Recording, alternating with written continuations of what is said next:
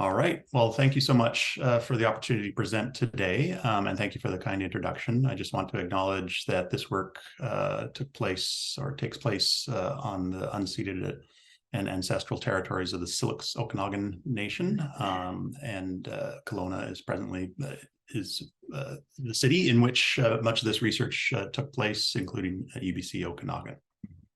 So before we get started today, I just wanted to acknowledge that a lot of the content we're going to be discussing can be upsetting and triggering. So please look after yourself. If anyone needs to take a break, leave the room, have your camera off, etc.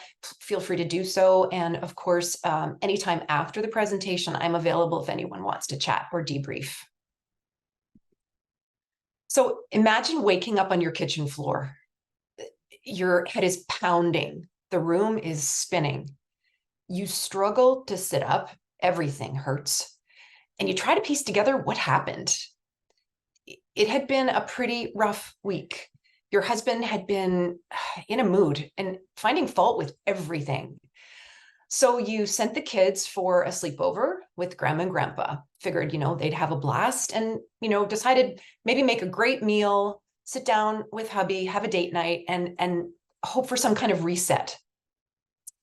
You sat down, he took his first forkful of pasta, immediately slammed his fork on the table and said that it had no flavor. So you jumped up to grab the salt from the counter, and the next thing you know, he's behind you, grabs you by the shoulders, turns you around, slams you against the fridge. And that's the last thing you remember. The reality is that is not an uncommon scenario. In fact, in this country, 44%, that's almost half of Canadian women, will experience violence at the hands of a partner in their lifetime. And most severe physical intimate partner violence involves blows to the face, head and neck, and strangulation. And as many as 92% of survivors may experience brain injury through concussion or that strangulation. So what is a brain injury? It can be through a combination of events. So one is the blows or head impacts through external forces causing alterations in brain function. And in the case of intimate partner violence, as Karen said, strangulation is quite often an injury mechanism. And there, what's happening is there's a reduction in the oxygen supply to the brain. And so it can be caused either by this head impact, either directly to the head, face, or neck, or to strangulation where the blood flow is cut off to the brain. So in intimate partner violence, the mechanisms of injury when it comes to brain injury, this is a list of some: being punched or hit in the head with an object, kicked in the head, violently shaken, pushed downstairs or slammed up against a fridge, as I mentioned. And as mentioned before, strangulation. We know strangulation happens in about half of cases, and it is extremely dangerous and a massive red flag for future mortality. A woman who's been strangled is 750%, that's 7.5 times more likely to be murdered in a subsequent incident. Strangulation can cause brain injury and death within minutes. Takes very, very little pressure to close off that windpipe and close off that critical supply of blood and oxygen. When we're working with folks, some things to look for that can come as a result of strangulation: raspy voice.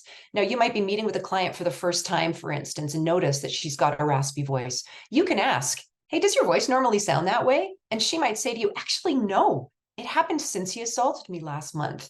Ding, there's your red flag that you might want to probe for possible strangulation because of how dangerous it is. Trouble swallowing, breathing, weakness in the limbs or droop in eyelids, paralysis, reporting of ringing in the ears. You might see red spots in the eyes or on the skin. Those are called petechiae, and that's burst blood vessels. Scratches or bruising on the neck. Of course, scratches would be from trying to remove someone's hands or a ligature or something else. Victim might report loss of consciousness, seizures, involuntary urination or defecation. And most importantly, someone can be strangled in intimate partner violence and show no visible signs and report no symptoms. But they could have experienced an internal injury to the carotid artery And if it doesn't go checked, they could suffer a stroke within days, weeks, even months after the incident. So it's really critical for us to consider strangulation when we're talking about brain injury and its implications. So some of the other things that a brain injury can cause are listed here. So these are signs and symptoms that a person will quite often report after having a brain injury mechanism. So things like headaches, dizziness, memory problems, some emotional dysregulation. So worries and fears could be heightened, depression and sadness and anger. And sensitivity to noise and light is a very common symptom as well. Et la lumière, c'est également un signe commun. Dans le contexte de travail avec les survivants et essayant de travailler avec, à travers la lésion cérébrale, voici comment ça va se manifester. Le survivant va peut-être avoir l'impression, manifester des signes où la personne n'écoute pas, être facilement distrait, difficulté d'apprentissage, difficulté à suivre les instructions, oublier les rendez-vous et les tâches ménagères, être facilement fatigué, irrité. Quelqu'un qui est normalement calme va peut-être être en colère et fâché et se déchaîner contre vous, ou les amis ou les enfants. Il y a des difficultés d'appartement lorsqu'elles sont déplacées dans des refuges pour femmes. Et on change fréquemment d'histoire. Donc, si vous ne pensez pas à la blessure, lésion cérébrale, vous allez penser que la personne ne dit pas la vérité, mais en fait, c'est un signe de lésion cérébrale. Donc, je vais vous donner un peu de contexte sur comment ce travail a vu le jour. Donc, il y a à peu près quelques années, j'étais directrice exécutive à un refuge de femmes et après avoir travaillé quelques plusieurs années à guérir d'une relation abusive dans laquelle je me suis trouvée pendant 22 ans. J'ai été en ligne et j'ai trouvé ce merveilleux jeune homme qui, à ce moment-là, est encore un chercheur à l'université de Canadian qui étudiait les concussions liées au sport. Et donc, on a eu une première rencontre qui est devenue quelque chose de merveilleux. Article crossed my path, connecting brain injury to intimate partner violence. And I had my light bulb moment.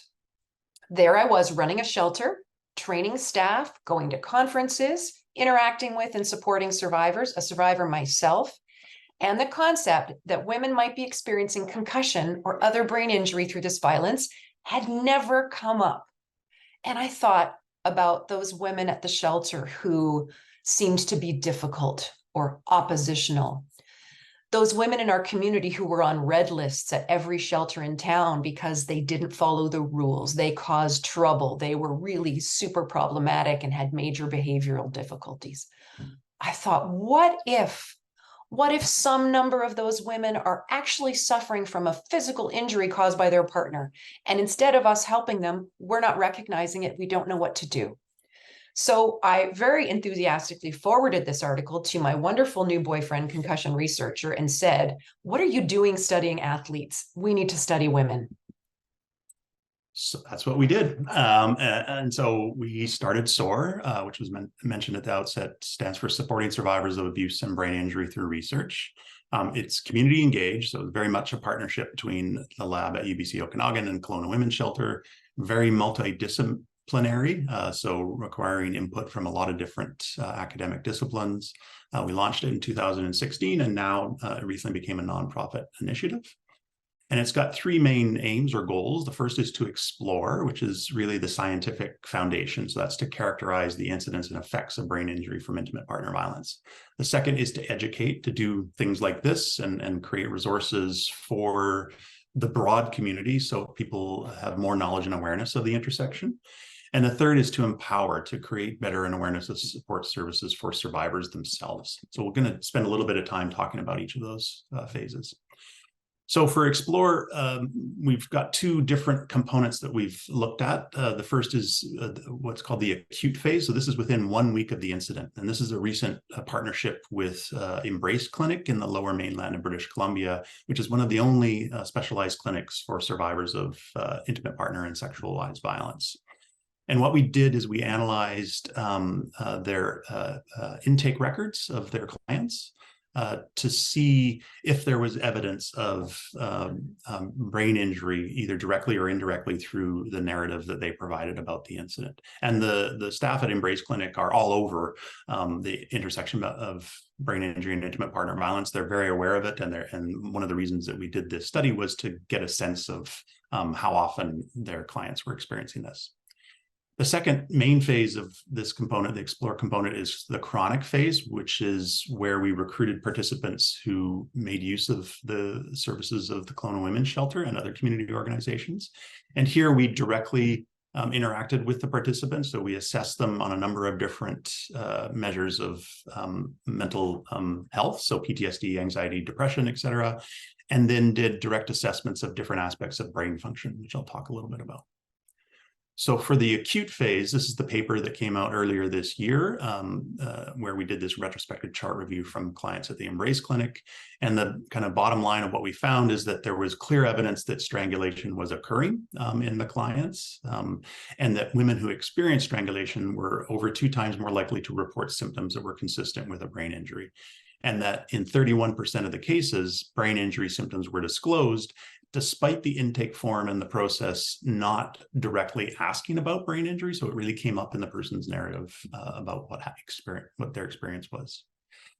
These are 2 of the papers where we looked at the chronic phase, so in participants recruited through the Kelowna Women's Shelter. So we do a number of different things here. We ask them all those questions or questionnaires about the psychopathological comorbidities, things like PTSD, depression, and anxiety. And then we bring them up to my lab at UBC Okanagan and do a number of different assessments that we've done in the past in young athletes who'd experienced acute sport-related concussion. So things like brain blood flow, blood draws to look at blood biomarkers that are consistent with brain injuries, and then assessments of neurocognitive function. So this is just an example of that neurocognitive function assessment. So this uses a device called the KinArm, which is just a really fancy bimanual robot arm device where a person interacts with virtual targets on a display screen. And on the right-hand side, we've got an example of one of the tasks that we use called the object hit and avoid task. So in this task, they have to use the robot arms to hit targets. In this case, they'll be the elongated rectangles and the circles, and then avoid non-targets, which are all the other figures. And so you can see they're able to hit those targets. And what happens over the course of a trial is the targets come down from the top of the screen faster and faster, and eventually people start missing and making mistakes. So what we found in the chronic phase is that the majority of the participants, 92%, had experienced intimate partner violence caused brain injury. Those who were strangled had higher, what we call BISA scores, which is an assessment called the Brain Injury Severity Assessment tool. And so if they had experienced strangulation, their score on this assessment was much higher. Indigenous women were overrepresented in the population of participants. So the population of Indigenous folks in the Okanagan region of British Columbia is about 7%. And in this study, 20% of the participants were Indigenous. The number of symptoms and the severity of those symptoms were greater in survivors of intimate partner violence than what we had observed previously in young athletes after acute sport-related concussion. And then in that KinArm bimanual robot arm tasks, what we found is as the BISA score got higher, participants were less able to successfully perform that task. And so the bottom line is that many of the participants had repeated episodes that likely resulted in brain injury. This resulted in chronic symptoms that had long-term consequences. And I think it's really interesting to emphasize that 4th point there, that the women who had come through the study, their most recent incident had been many months prior to this, whereas the athletes who were tested had had a concussion like the day before or within days. So if you're seeing women who haven't had an incident in months and their symptoms are far greater than those in an athlete that had a concussion the day before, this is a massive, massive issue. So the second phase of the work we have been doing with SOAR is the educate phase. And that's really all about, we know this is a huge problem. So how do we tell people about it? how do we train frontline shelter workers and others who work with women, and how do we educate the public? So we surveyed 150 women's shelter workers across the country to find out what they knew about brain injury, to find out what they knew about brain injury and intimate partner violence, to find out if they were screening for it. We found they didn't know much, they wanted to know more, and that most were not screening in any way for brain injury. So as a result of that research, our team developed a module of the concussion awareness training tool specifically for folks who work with women. The concussion awareness training tool is an existing training tool online, mostly related to sports concussion. There are modules for coaches and parents and players, and this one for women's support workers now. It takes about 45 minutes to take the course at the most. It's available free in French and in English. It's got a number of different modules and quizzes along the way to test knowledge. It's a really great introduction to brain injury, intimate partner violence. And while we first developed it with shelter workers in mind, it really turned into something a little more broad and really has turned out to be something valuable for anyone who wants to learn about this topic.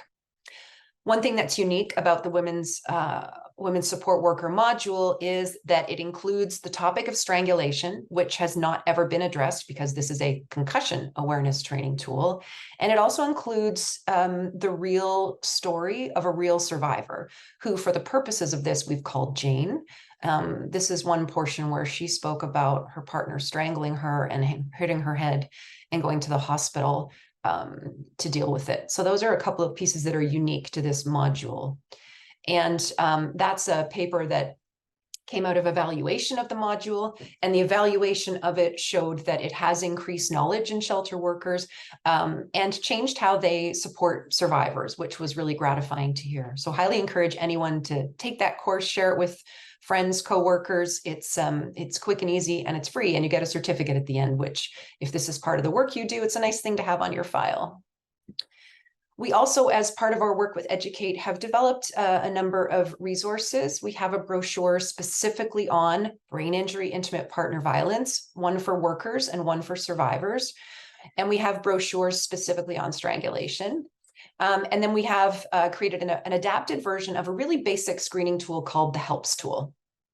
And those are all available, downloadable, English and French, free on our website, and great to have as resources in your work.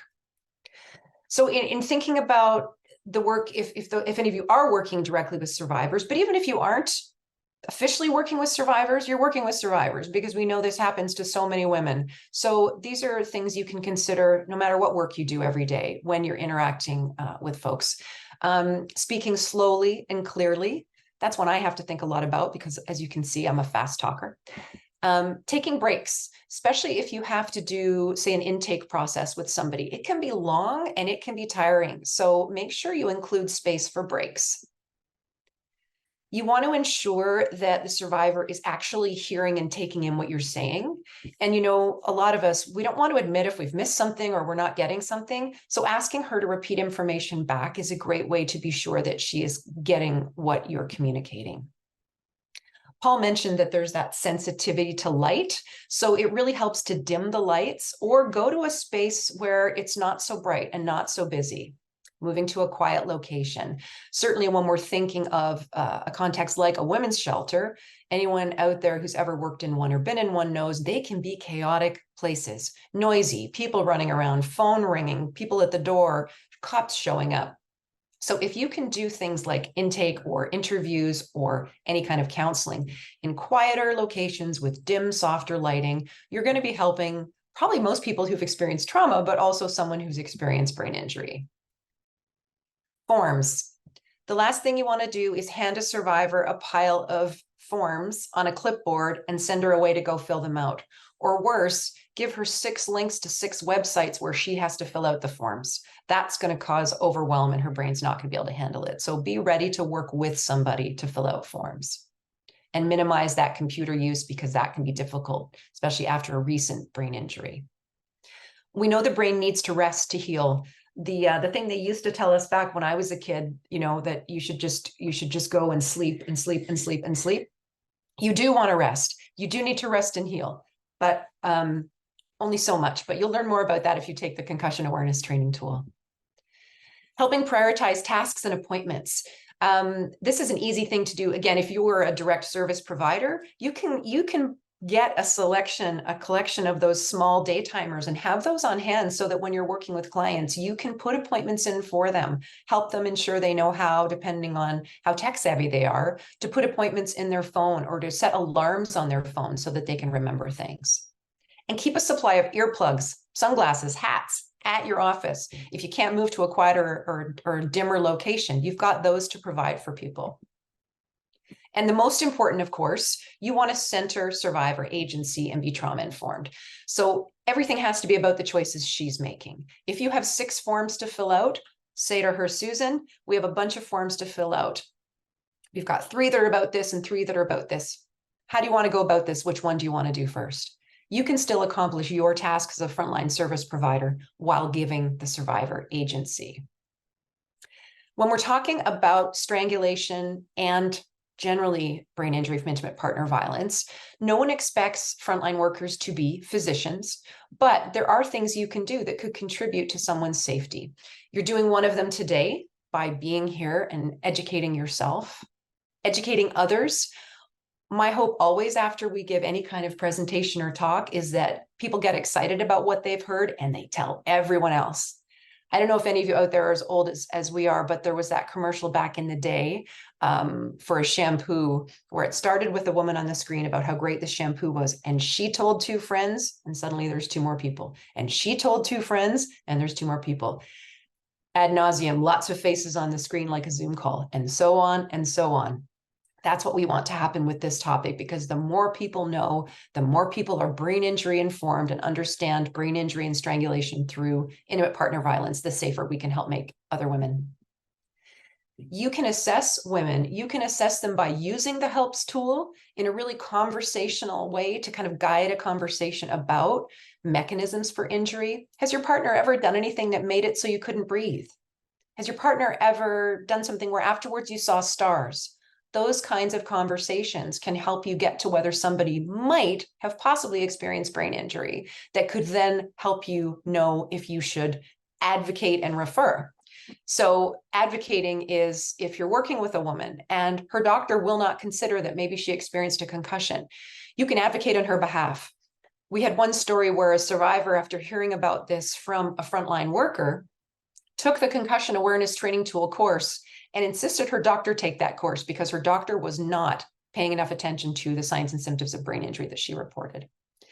And most importantly, if someone has experienced a recent brain injury, severe, if they've experienced strangulation, you can refer them for medical care. And you can also, if they've got chronic signs and symptoms, like we talked about before, refer them to a brain injury support agency. They are all across this country. Most communities have them, and they can be great sources of support for survivors. Some other resources that we like to recommend if you want to do a deeper dive into the topic, our colleagues in University of Toronto have developed the Abused and Brain Injured Toolkit. It's a wonderful website that is full of everything you ever wanted to know about brain injury from intimate partner violence. There are resources, there's research, there are links to all kinds of other pamphlets and brochures. There's information for survivors and for frontline workers. So it's a fantastic deep dive if you're interested.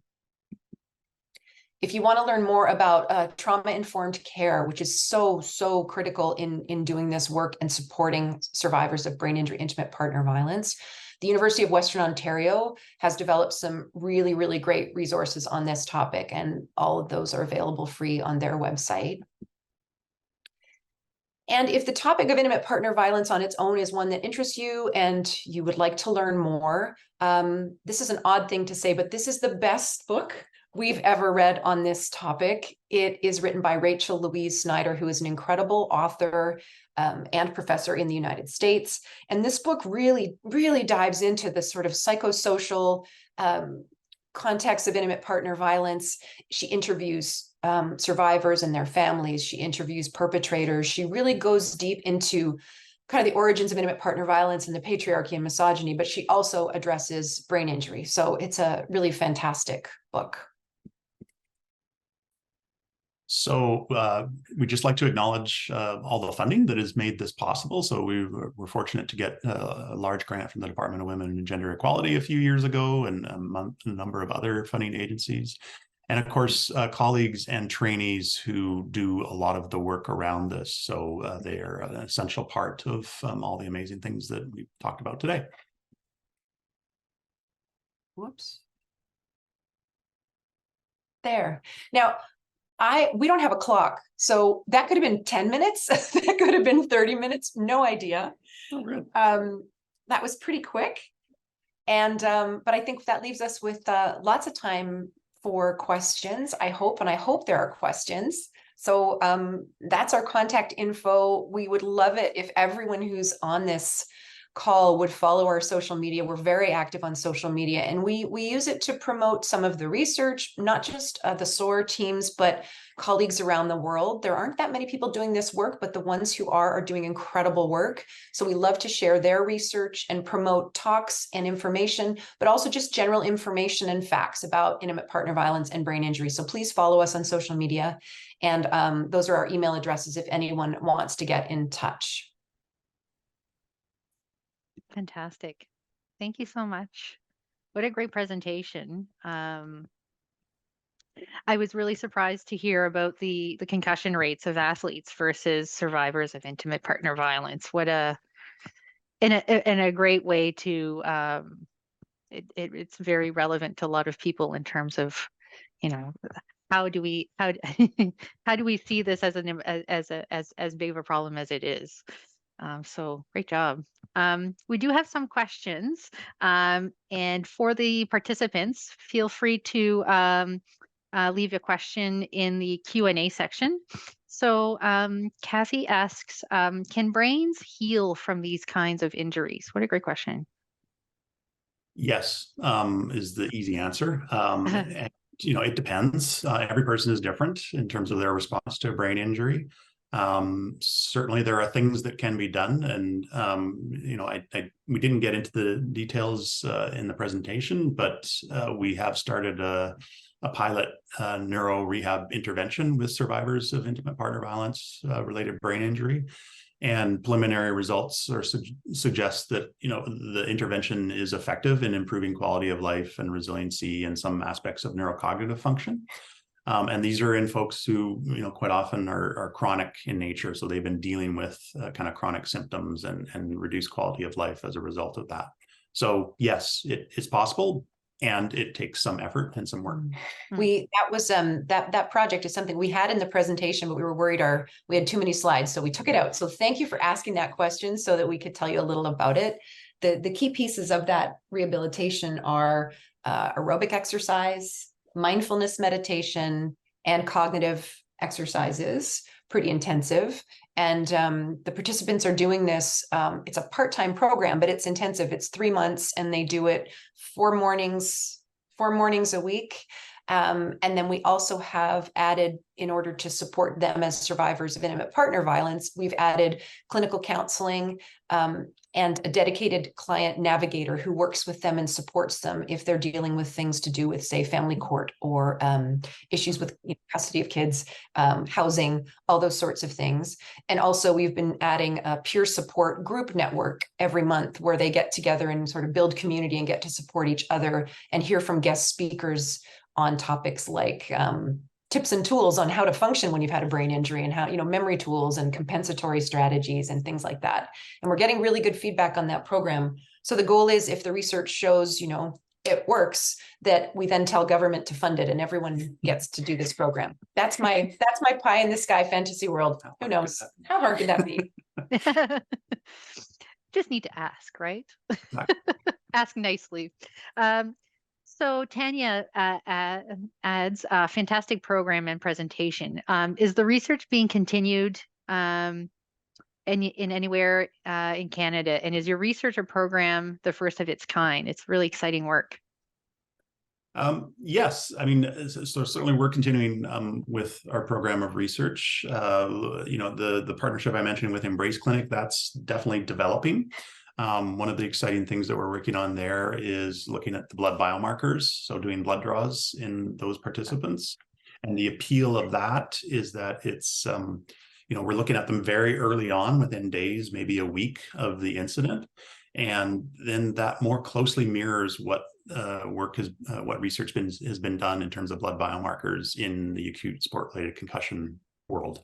And so there are definitely biomarkers that go up after a brain injury that are very specific to a brain injury. There's other more general biomarkers that are associated with inflammation that goes along with the injury. And so if we can use that more objective acute, subacute data to basically justify to funders and to policymakers that yes, brain injury is happening, here's the direct evidence, then that's going to be a huge advance in the field. Right now, there's no sort of definitive way to diagnose a concussion. They can't prick your finger right now and say, oh, you've had a concussion. It's based on the mechanism of injury and your signs and symptoms. So could you talk about the difference with sort of athletes versus survivors? So say a hockey player, gets body checked into the boards and is unsteady on their feet and dazed and confused. First of all, there's an injury mechanism with witnesses, right? The other team, the players, the coaches, the parents in the stands, et cetera. Quite often nowadays, now that we know more about concussion, there's someone, a coach or a parent, or maybe someone with some medical training that can do an initial assessment within seconds or tens of seconds of the injury happening. And if there's any red flags that are raised by that, like they aren't sure where they are or what time of day it is, et cetera, then they can pull them off the ice and sit them out and hopefully have them gain access or seek additional medical treatment and additional assessments to confirm that they've likely had a concussion. So it's the injury mechanism with witnesses and that initial assessment done as quickly as possible that sets the stage for doing that eventual diagnosis. In intimate partner violence, there's hardly any of that, right? Mm-hmm. The only witness quite often is the perpetrator or the kids, sadly and unfortunately, and so there's all sorts of potential for bias there about what happened and the power control around that.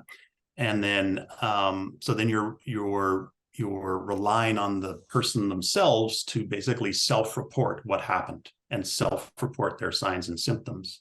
And so those are things that can make it difficult to know for sure that a brain injury has happened.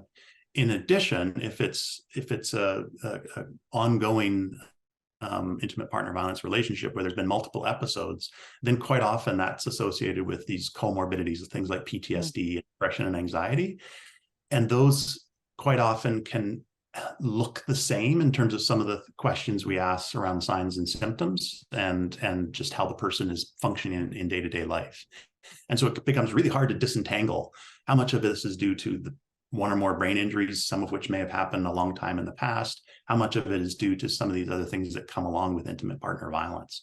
And a lot of those things aren't there in a young athlete who's just suffered an acute sport-related concussion.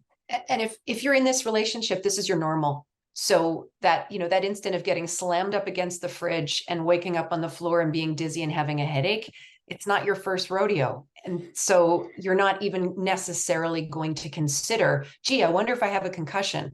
I wonder if I should go to the doctor. I wonder if all these challenges I have are because of a physical injury, not because I'm a bad mother and I'm stupid like my partner tells me all the time. So this is, of course, that is a huge part of the problem and the ongoing shame and stigma around intimate partner violence. I'm a highly educated woman from a loving, supportive, middle-class background. For me to be in a violent relationship for 22 years and then come to a place of acknowledging that's actually what was going on, and then to tell people, that was huge. And so many women are just still not able to do that. And we place so much responsibility on women and so much blame on women. Why didn't she leave? Whereas we should be putting that responsibility on the men. I wanted to just go back to the research piece to mention some of the other folks who are doing incredible work in this area. Mame had talked about pink concussions. The founder of Pink Concussions, Catherine Snedeker, has been involved in a lot of really great work in the United States. Eve Valera, who is sort of our hero, is out of Harvard Medical School, and she's the pioneer in this work. She started doing this work 20 plus years ago and was doing it kind of in a vacuum for many, many years. But over the last sort of 5 years, there's been a lot more momentum, and a lot more researchers who've traditionally done work in brain injury are starting to understand the need for this and are switching their focus, much like Paul did with his research. There is a great team, as I mentioned, at University of Toronto, doing work in brain injury, intimate partner violence. A researcher called Lynn Haig out of Wilfrid Laurier University is doing this work.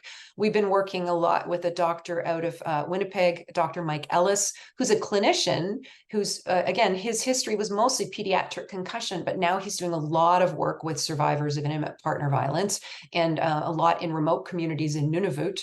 And so we all tend to know each other, which is really cool. And we're all working hard to advance the science while not completely replicating the work each other is doing. Certainly the work Paul and his lab have done on the neurocognitive function is absolutely kind of groundbreaking and first of its kind. I just like to say that because I'm proud of him and it's true. Something to be very proud of. We have more questions around if the injuries are invisible, are there ways to help law enforcement gather data for a criminal justice process? What a great question. That's an excellent question. Thank you for that. And that's another topic when I love to talk about this. I do a full day training if anyone wants to bring me there to do a full day. One of my best friends works for CBC in New Brunswick, so I'd love to come visit. So law enforcement, training police is a massive goal for us because they are often that first point of contact for a woman in that crucial phase where an incident has just occurred or may still be in process. And they are trained to a certain extent in intimate partner violence, still not enough, in my opinion. And they are starting to get more training in strangulation, but the concussion brain injury side, not as much. So when I'm working with police, I really speak to them about the how they do their work, that they need to kind of suspend the whole, I'm gathering information as evidence immediately, and think about, I'm gathering information to ensure this woman doesn't need immediate medical attention. So asking questions like, looking for those signs I talked about with strangulation, and then asking the right sorts of questions in the right way. If we say things like, did your partner strangle you? Women might say no. But if you say, did your partner put something over your neck so it was hard to breathe? She might say, yeah. Or if you say, did your partner choke you? She might say yes, because we know choking is not the right word. Choking happens when something blocks your air pipe from inside, right? But porn and mixed martial arts have really made it a kind of common thing. And in mixed martial arts, they talk about choking someone out. So women will say, oh yeah, he chokes me all the time. Or because of porn, well, yeah, he strangles me. It's just sex play, not understanding how dangerous it is. So I think for police, when they're gathering evidence, they really need to shift their focus and think from a different place to ask questions the right way and in the right language. The other thing for police, when they show up at a scene, if you consider that a severe case of strangulation, somebody might inadvertently urinate or defecate, and I'm a woman and I've woken up and this has happened, I discover this, what's the first thing I do? Change my clothes. So if I'm a police officer, the question I need to ask, are those the clothes you were wearing when the incident happened? And if she says, well, no, some of my evidence could be in the laundry basket in the next room. Those are really small, but that's sort of the direction police and law enforcement need to be going to be getting the right information in the first place. I know in BC, they have added strangulation as part of the assessment they do to red flag and to create files for highest risk domestic violence, which is really great. But we have a long way to go on educating not only police, but judges and lawyers, paramedics, everybody. I think everyone who ever is going to interact with a woman, but particularly in those crisis situations, needs to be educated on this and needs to be thinking in a different way. There's a great institute in the States called the Institute for Strangulation Prevention. and they run fantastic courses. A lot of them are very focused on law enforcement and gathering evidence. So I highly recommend those to anyone to share the word on those. They have a 5-day advanced strangulation prevention course that I took that's fantastic. And they have tons of resources on their website that they want everyone to use. And it's very law enforcement focused. With respect to the paramedic piece, so they're obviously another group of first responders who can show up at a scene and provide medical care. And so it's this huge opportunity, right, for them to, again, ask the right questions, do the appropriate assessments. If they end up going to emergency, it's a window of time where they can ask the survivor direct questions without the perpetrator being present, and then do the handoff in the emergency and provide that information to the folks that are there, so that hopefully they follow a pathway of care in the healthcare system that gets the fact that a brain injury is happening. And so my trainee, his name is Rory Marshall. He's a paramedic himself. He's done an initial survey and found that paramedics in general have fairly good knowledge about IPV in general, but not very good knowledge, not surprisingly, about the intersection between brain injury and intimate partner violence. And so it's this opportunity, again, for education and awareness raising, such that paramedics are in a better position to provide that care, very shortly after a call is made. Fantastic. Amanda commented, it's interesting how this impacts, and she says this, probably the brain injury impacts the victim report, how the victim reports, or what the victim reports to the police in future court proceedings for criminal charges. At times, judges will not find the perpetrator guilty based on the victim's inconsistent reporting in their statements. Yeah. Yeah, that's a huge issue. And I mean, we know that trauma already causes that. So if you add that layer of brain injury onto that existing trauma, you know that inconsistent reporting and trouble with memories and timeline issues are absolutely to be expected.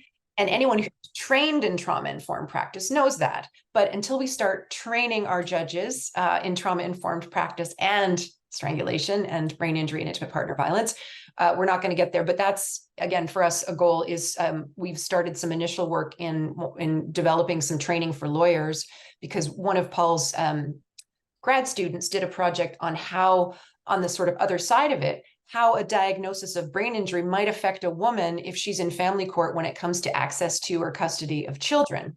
Because we know, those of us who work in this sector or do any of this research, that these sorts of things, mental health issues, are already weaponized against women. And so naturally there's that, are they going to say that a brain injury means she's, unfit to parent? Maybe you can speak to that research, what he found. Yeah, so it was this is a former master's student's name is Quinn Boyle, and so he did this qualitative study with family law lawyers and basically asked them how would they make use of a potential brain injury diagnosis in family court proceedings, both from the perspective of providing counsel for the survivor as well as in defense of the perpetrator. And the basic bottom line response was maybe not too surprising and kind of depressing, which is that it has the potential to be weaponized and used against a woman. And so, just that in and of itself is a great catalyst to say, okay, well, we need to do something about this. We need to train lawyers and judges so that, again, they're asking the right questions, they're informed, they're setting up the proceedings so they're not going to re-traumatize the survivor, et cetera, right? So there's still a lot of work to do there. And another of my ultimate goals is that there is funding for every survivor to have an advocate to walk alongside them at every stage of every process, so that stories can be consistent, or that support is there, so that notes can be kept, so that documents aren't forgotten, so that appointments aren't missed, so that she's not forced to sit in a courtroom with her perpetrator with no one there to support her. I think we should already have that for intimate partner violence anyway, but when you add that brain injury piece without an advocate there to hold someone's hand and walk them through, the system is not really, it's not survivor friendly. Kathy adds, so much of this information on support services available to survivors of domestic and intimate partner violence is online. I'm always surprised when we discover through research that survivors are not aware of available service. Perhaps brain injury is a reason why this information is not being accessed. What's your advice for those of us trying to raise awareness about support services for survivors of domestic and intimate partner violence? Yeah, that's such a good question because, we all tend to be like, yeah, let's just make a website. Let's throw it up on a website. But that's not always the answer. In terms of websites, though, Brain Injury Canada, in developing its website, did it with deep consultation with survivors of brain injury to ensure that everything from the fonts to the colors to the amount of text on the screen to the ways videos are presented was brain injury friendly.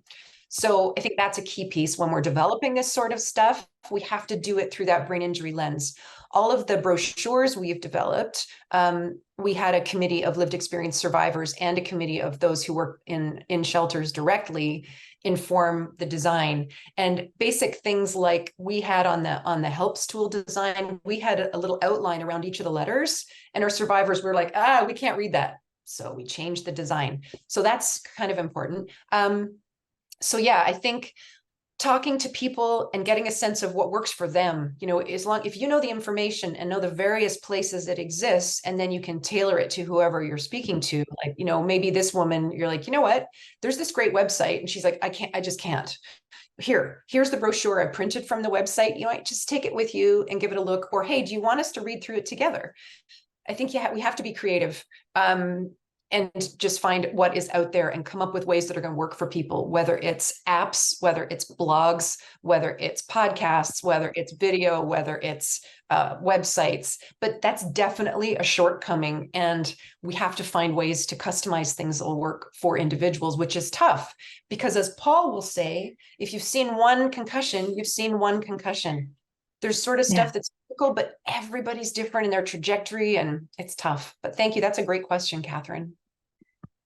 Tanya says, great interdisciplinary work between social sciences and sciences. Very much so. Thanks so much for your expertise and time, Karen and Paul.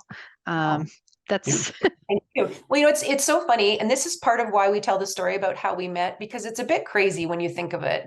My background is journalism. I started my career as a journalist with CBC Television in Ottawa, and I did journalism for 10 years before I shifted into marketing and communications work, before I shifted into nonprofit leadership, and I was a survivor. So it's a sort of interesting trajectory for me. And Paul is a scientist, right? It's like he always says, I know a lot about very little.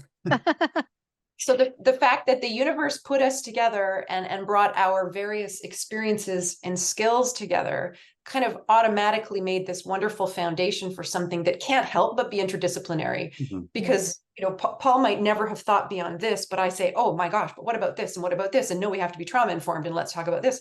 So then it helps us bring in all these other perspectives and so many different researchers and community groups. It feels like, it's an incredible gift. So if we ever fight about stupid things, it's not worth it. It's not worth it. I was really pleased, or I guess pleasantly surprised to see the amount of interdisciplinary work as well. I think it's really, and that's the way of, here at the Research Center, that's exactly what we're striving for, is to, to find a wider reach, as wide of a reach as possible in terms of working with different people and different perspectives. And this is the type of stuff that, it's so useful, even, for us here at the center, where we're talking about, how do we present information, because our biggest audience is, for the most part, when we're talking about the domestic and intimate partner violence sector, a lot of survivors work in that sector. Yeah. And so drag it into it. Yeah. And so the way that we communicate with our stakeholders and with the people that we work with in the Maritimes and across Canada must be brain injury. I guess have a brain injury lens to it. So thank you. I do think, I've found, because academia was completely new to me until I met Paul 8.5 years ago. But I found the richness of data and the scope of story we're able to gather because of combining the qualitative and the quantitative is beautiful. We created the concussion awareness training tool for women support workers out of very rich data from surveying 150 people, all based on behavior change theory and all this academic stuff I know nothing about. However, I interviewed a survivor for 2.5 hours, and her story is part of the course. So we brought this quantitative research, added a qualitative piece to give it that human story, and it just makes, I think for a richer experience, which is what we want. Yes, but it's tough work, right? Like, I mean, not the subject, but actually interdisciplinary work is really challenging. So the study with the family law lawyers and the potential for weaponization of brain injury diagnosis. We had me, a neuroscientist, a sociologist, and a neuroethicist. Bad joke. And so we all agreed that amazing data. It is what it is. But then we really struggle about how to write about it, right? For like what lens and how best to approach. And the poor grad student Quinn was stuck in the middle of all of this, going, I just want to finish my master's project and write this paper. You guys are arguing over what perspective we should take. But it was in the end, it was a really good exercise, and I think the paper was benefited from the conversations that we had. Absolutely. Right. Does anybody on the call have any other questions?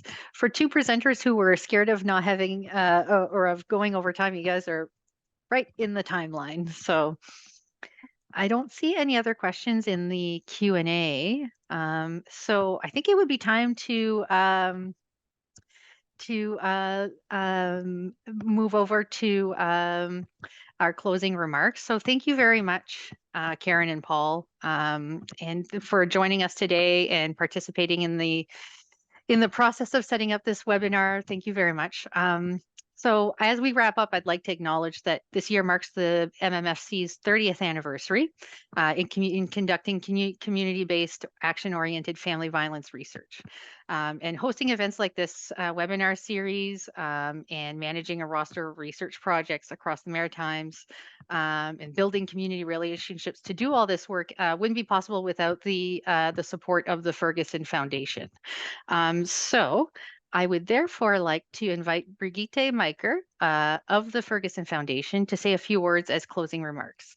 And so let's set up Brigitte here. There she is. And I'm going to share a quick little slide. Where do I do that? There.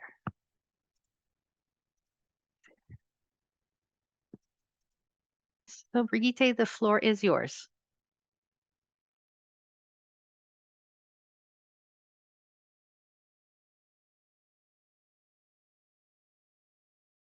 Sorry, Brigitte, we can't hear you. Can you speak now?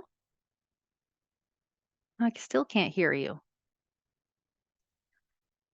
Let's see. Can you try unplugging and plugging your headphones again, maybe? Okay. There you go. Yes. Okay, I'll keep my headphones unplugged then. There for you now. go. That will okay, sometimes those headphones don't work too well. What an exciting presentation. You talked about exciting. I am so excited about this and fascinated by it. And I'm so glad that the center presented this presentation and that we could support this particular presentation. It was amazing. It's not many people, and it was certainly not me either, who first thought that brain injury would be that important in family violence and abuse. And it's quite obvious that it should be, and I'm not sure why I wasn't thinking of it, but I'm so glad that you highlighted it. And I'm so glad that you presented it in the way that you did, with real scenarios. You really brought it to life, and you brought it as an experiential experience, which really affected me. I must say I need to learn more about it, and I need to learn about the signs and symptoms, as probably many other people do as well. I was particularly interested in your course on concussion awareness training, that tool. And actually the evaluation part, that's my specialty. So I have to put that in. That's really, really exciting for me as well.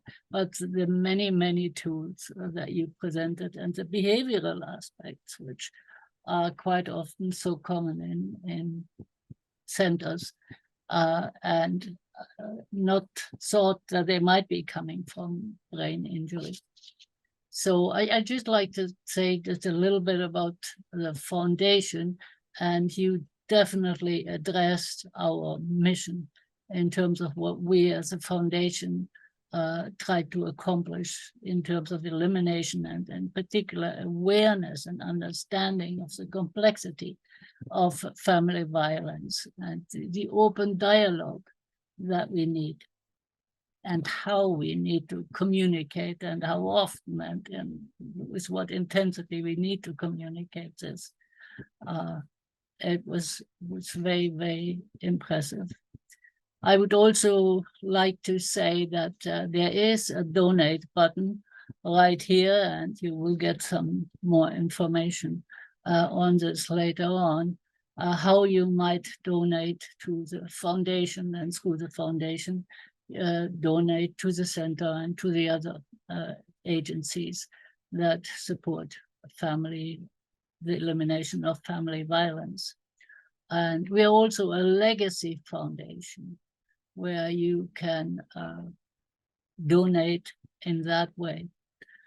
So thank you again very much for your presentation and for making me and hopefully many others aware of brain injury and the importance of to look for brain injury in terms of prevention as well as remediation.